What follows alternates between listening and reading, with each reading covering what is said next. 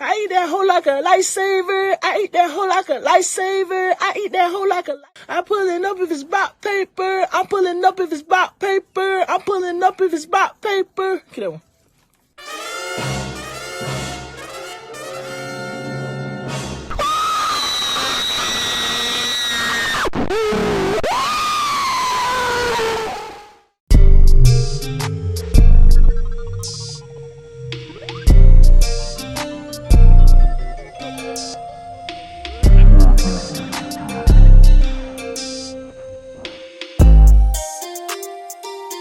Gift from the gods. What you gotta do with this again?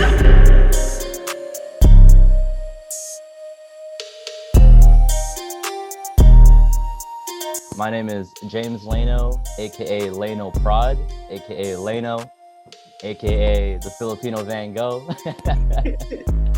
You see the beret? Wow. You know, I'm an artist, I'm a producer, also an engineer. I do film photography on the side. Always been into art as a kid, you know, drawing. I did a little bit of graffiti in middle school.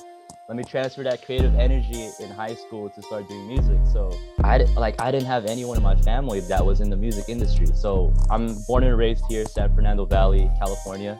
I didn't have any connects to the music or entertainment industry. Like my family being Filipino immigrants, they came from the Philippines. They arrived here in America. I was born in America and in LA.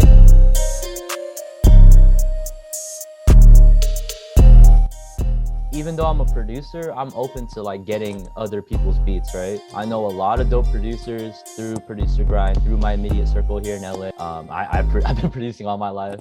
Usually, if I don't hear if I hear a fire beat, I'm gonna like keep that in a sort of folder.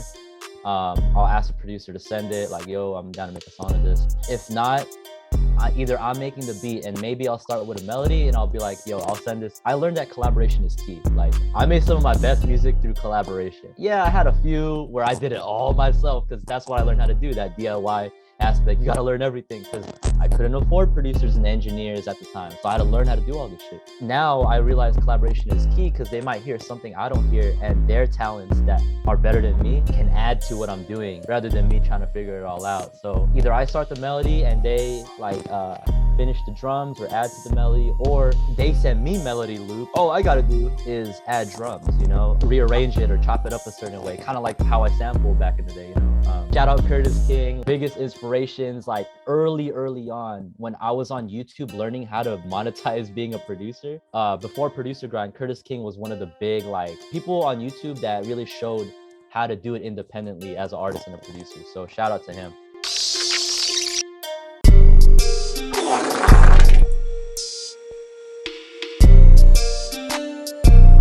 The one in Japan, right? That's crazy. Was that meant to be? Because I have 2 songs on the project called Japan and Japan Part 2. That's it. And I reference Mount Fuji. Easy answer, bro. Trust God, for he can move mountains. I'm proud to be Christian, man. There's a lot of, you know, bad stuff about us. But I know throughout the whole story I told you, I really didn't think I would get to this point, man. I just had to trust God and he somehow made a way.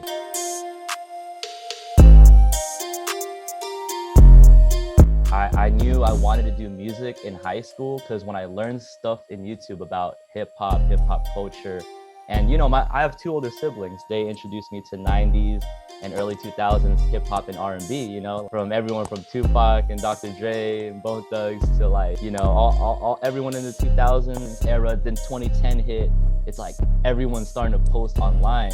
So, you know, there's all these different kinds of genres happening. I'm here learning how to make beats, and I'm also rapping too. I'm learning how to record, right? Learning how to record music, posting it on YouTube, SoundCloud, I think Bandcamp at the time. We make little CDs that we put like our tracks in and we give it out to people in school, like that mixtape shit, you know, like, like we did all that stuff.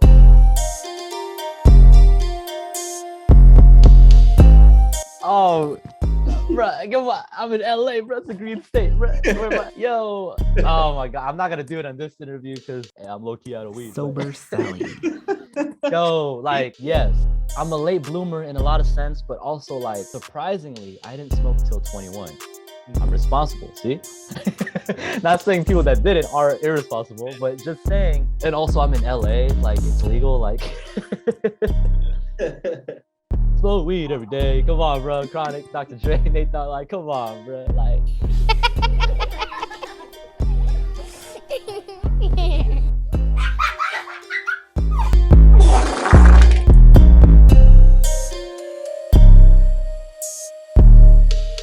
yes, I put that in my Tinder bio. Hey, ladies, I'm adventurous. However you want to take that, man. You know, I wouldn't say I've been around the world, but I'm going around the world. I've been to Philippines, Malaysia, Korea, Japan. I love where I'm from, but when you travel, your perspective just better, I think. It gets more open. You meet people, you learn a lot. And I love experiences more than physical material items. Experiences rarely go away. And yeah, I'm trying to get this Cliff Bar sponsorship. I eat a Cliff Bar every week, no cap, bro. Like every morning, I eat a Cool Mint chocolate chip Cliff Bar as my breakfast with coffee. That's my shit. And I've reached out to them. I did a whole music video, hiking and Cliff Bar. It's called Lifestyle. It's on YouTube. Shout out Guayaki. Like they sent me free coupons, stickers, but I'm trying to get them to send cans. They send cans to people they fully sponsor. Cliff Bar, you guys are next, man. I eat Cliff Bar every morning. Like let me be the, if anyone's watching this is a plug to Cliff Bar, they only sponsor athletes. Don't musicians, producers, artists need energy when they're making music? I'm a music athlete, man. Wow. I make music's my sport. I need energy, Cliff Bar. Like, come on. All I ask for is free Cliff Bars. You don't gotta pay me like that.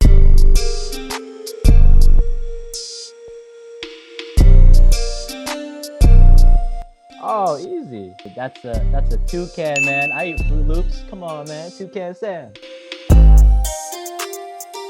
A gift from the gods. What you want to do with this again? Oh, yo, I hate bugs. That shit nasty. What in the world? Why is the texture like that? What the hell? Okay, I'm gonna say that's like a hornet with like keef. You know keef from weed?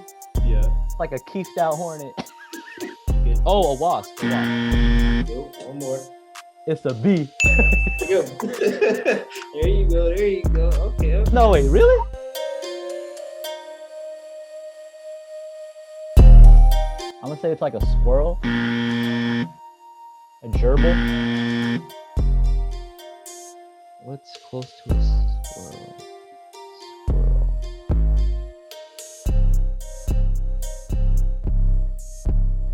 Lemur? I don't know. Oh, I'm beating your ass. What's close to a squirrel? No way. A hamster? Boy, ain't no fucking way, boy.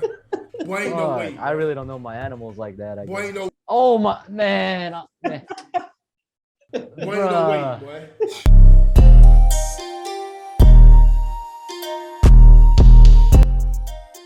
Oh shit. Yo, I don't know exactly, but he kind of looks like Beaver. Yo, he really got a stash like that. Hey, no, I'm just kidding. I'm kidding, Beaver. I always want to work with you, bro. Like you are a goat. But I used to have a stash like that in college, and people were looking at me funny. They're like, "That ain't it, Layno." He literally just had the stash. Like that's kind of sucks. Like, I mean, he's Beaver though. Like he can do whatever he wants.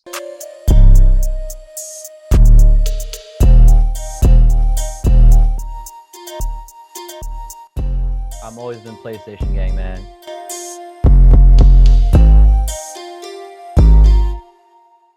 Backwoods all day. So papers, like just because ease of use. I mean, I use cones. I can't really roll. I gotta learn. I know. Yeah, I like honey berries. My favorite flavor.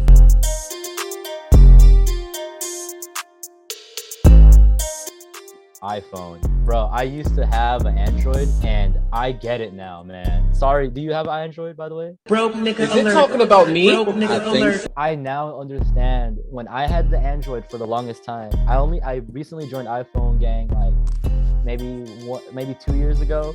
I just look at people and judge them in disgust when I see that green bubble, man. Ew. Like you're shooting yourself in the foot social status wise when you have an Android.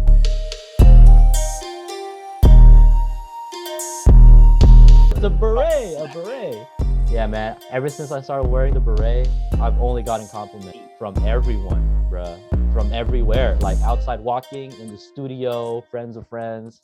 They automatically think when they see this little easel and this beret, they're like, this guy's somewhat creative. He has to be an artist or something, man. Like, it helps what my brand is all about. So I'm running with it. No one in LA is wearing a beret, let alone a guy like me. So like, hey man, it's my thing. I'm really owning this shit.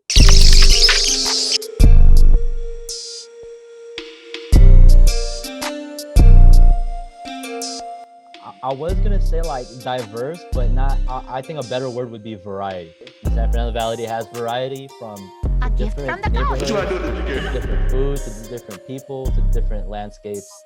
The valley can really be its own city. I think at one point it tried to break away from LA, which probably is a dumb move, but I'll say home, because as much as I love to travel, it's like where I grew up.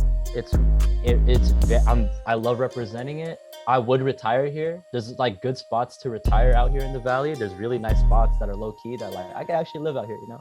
Sick ass fools. That's a term we say, bro.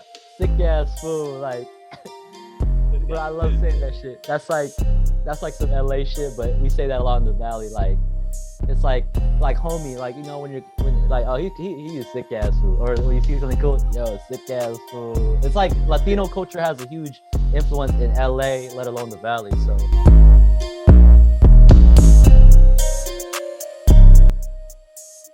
honestly, I think it would be Kendrick Lamar. He knows past the music what's important because he's lived it, you know. He's reached this level of success, impact, global icon. I think he can give me perspective that I would really need. It's like him and like Andre 3000, you know, like one of like those guys, you just know like they're very grounded in what they believe in and what they're constantly learning, and they're very like mindful of what is important in life, you know. Yeah, I would love to have a dinner conversation with Kendrick. I think think he would give me some things I would really need to take my career to another level.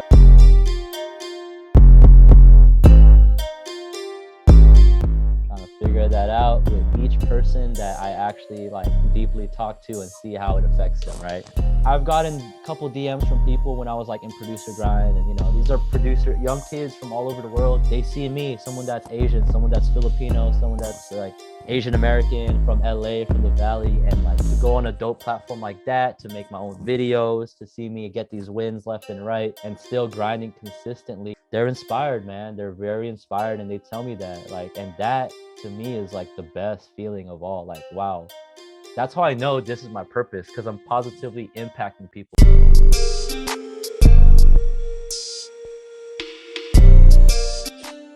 Oh my God, it's a deep part of my life that's like I always have to revisit, man. My circle keep getting smaller and smaller, bro. And it's just life, man. It's just life. Especially when you graduate from college, you realize you were so exposed to a social circle, you thought that was the norm. It's like brotherhood, man. It's like that's your brother. Like, you're gonna support him. Like, you're gonna butt heads, but deep down, like, you're gonna support them. Like, you're gonna call them out when they're wrong, because it's out of love, you know. It's the grace that you give them. It's like, hey, I care about you, so I gotta tell you about this. Or hey, you're feeling like you're in a bad situation. If I can't help you right now, I'm gonna try my best to find someone to help you, because I care about you as a friend. So big, you know. So it's very important. It's very important.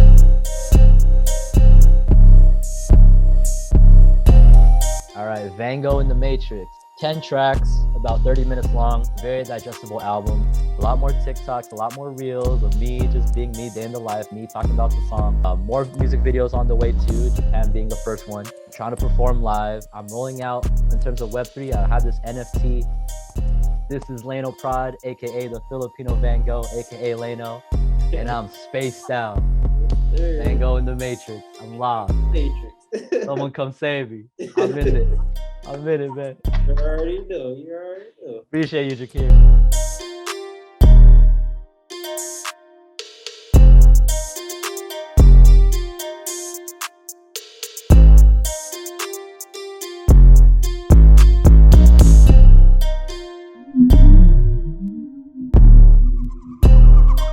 What you want to do, Jakir?